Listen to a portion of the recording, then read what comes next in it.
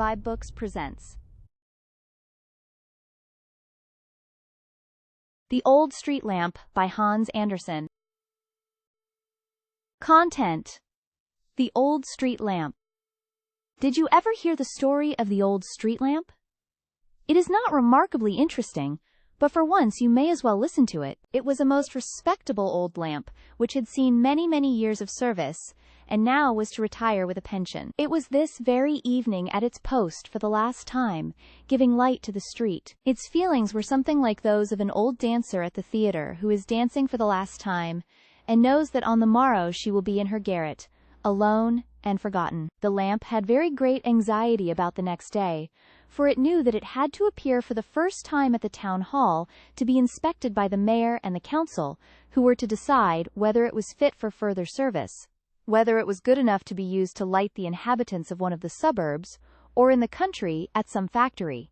If the lamp could not be used for one of these purposes, it would be sent at once to an iron foundry to be melted down. In this latter case it might be turned into anything, and it wondered very much whether it would then be able to remember that it had once been a street lamp. This troubled it exceedingly. Whatever might happen, it seemed certain that the lamp would be separated from the watchman and his wife, whose family it looked upon as its own. The lamp had first been hung up on the very evening that the watchman, then a robust young man, had entered upon the duties of his office. Ah, well, it was a very long time since one became a lamp and the other a watchman. His wife had some little pride in those days. She condescended to glance at the lamp only when she passed by in the evening, never in the daytime. But in later years, when all of them, the watchman, the wife, and the lamp, had grown old, she had attended to it, cleaning it and keeping it supplied with oil. The old people were thoroughly honest. They had never cheated the lamp of a single drop of the oil provided for it. This was the lamp's last night in the street, and tomorrow it must go to the town hall. Two very dark things to think of. No wonder it did not burn brightly. How many persons it had lighted on their way, and how much it had seen. As much, very likely, as the mayor and corporation themselves. None of these thoughts were uttered aloud, however, for the lamp was good and honorable, and would not willingly do harm to anyone, especially to those in authority. As one thing after another was recalled to its mind, the light would flash up with sudden brightness. At such moments the lamp had a conviction that it would be remembered. There was a handsome young man once, thought the lamp. It is certainly a long while ago, but I remember that he had a little note, written on pink paper with a gold edge. The writing was elegant, evidently a lady's. Twice he read it through, and kissed it, and then looked up at me with eyes that said quite plainly, "I am the happiest of men, only he and I know what was written on this, his first letter from his lady love." Ah, yes, and there was another pair of eyes that I remember. It is really wonderful how the thoughts jump from one thing to another. A funeral passed through the street. A young and beautiful woman lay on a bier decked with garlands of flowers, and attended by torches which quite overpowered my light. All along the street stood the people from the houses, in crowds, ready to join the procession. But when the torches had passed from before me and I could look around, I saw one person standing alone, leaning against my post and weeping. Never shall I forget the sorrowful eyes that looked up at me. These and similar reflections occupied the old street lamp on this, the last time that its light would shine. The sentry, when he is relieved from his post, knows, at least, who will be his successor, and may whisper a few words to him. But the lamp did not know its successor, or it might have given him a few hints respecting rain or mist, and might have informed him how far the moon's rays would reach, and from which side the wind generally blew, and so on. On the bridge over the canal stood three persons, who wished to recommend themselves to the lamp, for they thought it could give the office to whomsoever it chose. First was a herring's head, which could emit light in the darkness. He remarked that it would be a great saving of oil if they placed him on the lamp-post.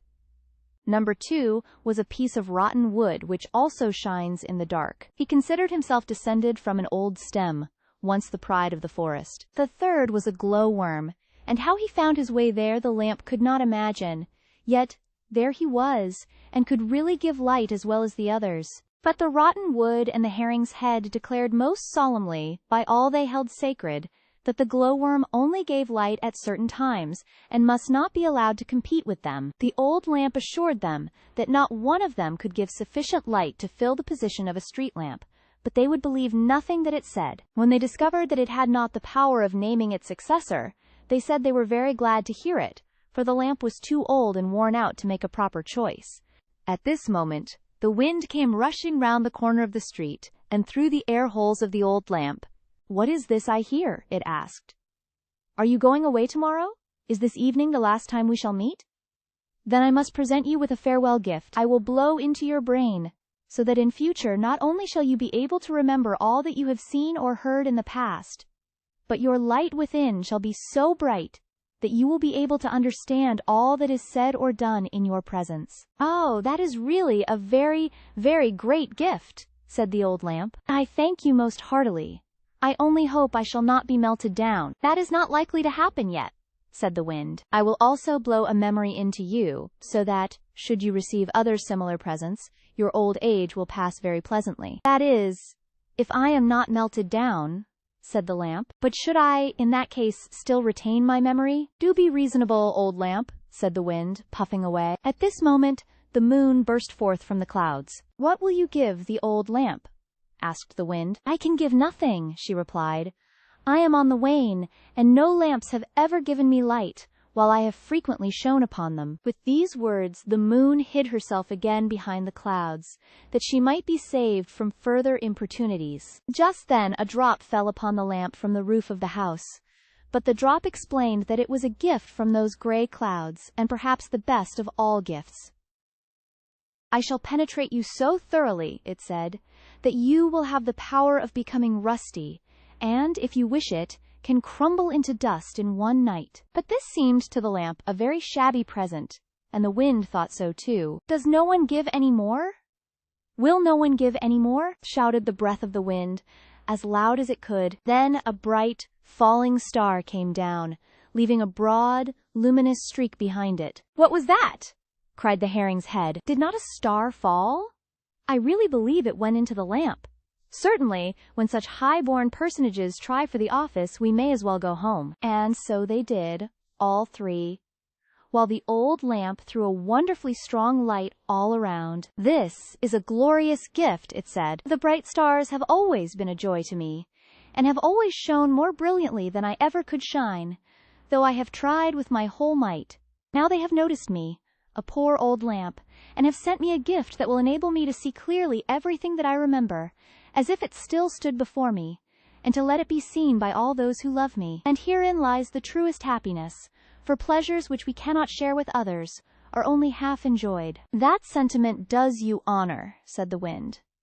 "But for this purpose wax lights will be necessary. If these are not lighted in you, your peculiar faculties will not benefit others in the least. The stars have not thought of this. They suppose that you and every other light must be a wax taper. But I must go down now." So it laid itself to rest. "Wax tapers indeed," said the lamp. "I have never yet had these, nor is it likely I ever shall. If I could only be sure of not being melted down." The next day, well, perhaps we had better pass over the next day. The evening had come, and the lamp was resting in a grandfather's chair. And guess where? Why, at the old watchman's house. He had begged as a favor that the mayor and corporation would allow him to keep the street lamp in consideration of his long and faithful service, as he had himself hung it up and lighted it on the day he first commenced his duties, 24 years ago. He looked upon it almost as his own child. He had no children, so the lamp was given to him. There lay the lamp in the great armchair near the warm stove. It seemed almost to have grown larger, for it appeared quite to fill the chair. The old people sat at their supper, casting friendly glances at it, and would willingly have admitted it to a place at the table. It is quite true that they dwelt in a cellar 2 yards below ground, and had to cross a stone passage to get to their room. But within it was warm and comfortable, and strips of list had been nailed round the door. The bed and the little window had curtains, and everything looked clean and neat. On the window seat stood 2 curious flower pots, which a sailor named Christian had brought from the East or West Indies. They were of clay, and in the form of 2 elephants with open backs. They were filled with earth, and through the open space flowers bloomed. In one grew some very fine chives or leeks.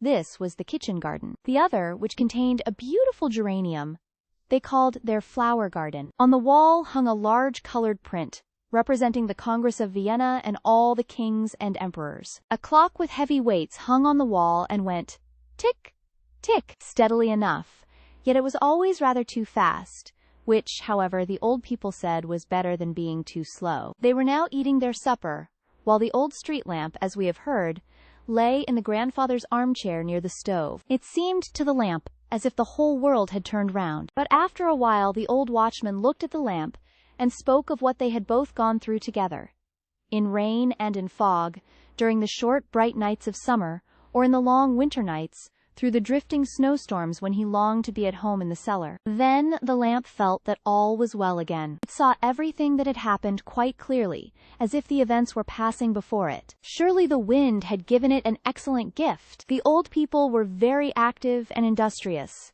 They were never idle for even a single hour. On Sunday afternoons they would bring out some books, generally a book of travels which they greatly liked. The old man would read aloud about Africa, with its great forests and the wild elephants, while his wife would listen attentively, stealing a glance now and then at the clay elephants which served as flower pots. "I can almost imagine I am seeing it all," she said. Ah, how the lamp wished for a wax taper to be lighted in it, for then the old woman would have seen the smallest detail as clearly as it did itself. The lofty trees, with their thickly entwined branches, the naked Negroes on horseback, and whole herds of elephants treading down bamboo thickets with their broad, heavy feet. "What is the use of all my capabilities?" sighed the old lamp, "when I cannot obtain any wax lights? They have only oil and tallow here, and these will not do." One day a great heap of wax candle ends found their way into the cellar. The larger pieces were burned, and the smaller ones the old woman kept for waxing her thread. So there were now candles enough, but it never occurred to anyone to put a little piece in the lamp.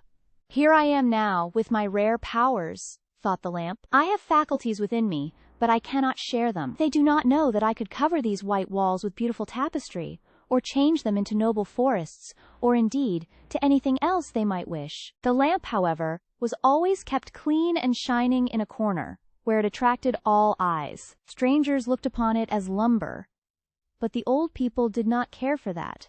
They loved it. One day, it was the watchman's birthday, the old woman approached the lamp, smiling to herself, and said, "I will have an illumination today in honor of my old man." The lamp rattled in its metal frame, for it thought, "Now at last I shall have a light within me." But after all, no wax light was placed in the lamp, only oil, as usual. The lamp burned through the whole evening, and began to perceive too clearly that the gift of the stars would remain a hidden treasure all its life. Then it had a dream. For to one with its faculties, dreaming was not difficult. It dreamed that the old people were dead, and that it had been taken to the iron foundry to be melted down. This caused the lamp quite as much anxiety as on the day when it had been called upon to appear before the mayor and the council at the town hall. But though it had been endowed with the power of falling into decay from rust when it pleased, it did not make use of this power. It was therefore put into the melting furnace and changed into as elegant an iron candlestick as you could wish to see. One intended to hold a wax taper. The candlestick was in the form of an angel holding a nosegay, in the center of which the wax taper was to be placed. It was to stand on a green writing table in a very pleasant room, where there were many books scattered about and splendid paintings on the walls. The owner of the room was a poet and a man of intellect. Everything he thought or wrote was pictured around him. Nature showed herself to him sometimes in the dark forests, sometimes in cheerful meadows where the storks were strutting about, or on the deck of a ship sailing across the foaming sea, with the clear blue sky above, or at night in the glittering stars. "What powers I possess," said the lamp, awaking from its dream. "I could almost wish to be melted down. But no, that must not be while the old people live. They love me for myself alone. They keep me bright and supply me with oil. I am as well off as the picture of the Congress, in which they take so much pleasure." And from that time it felt at rest in itself, and not more so than such an honorable old lamp really deserved to be. Thank you for tuning in to vibeBooks. We hope you enjoyed this journey. Please consider liking, commenting, and subscribing to our channel. Check out our playlist or explore vibeBooks for more classic stories. Until next time, happy listening.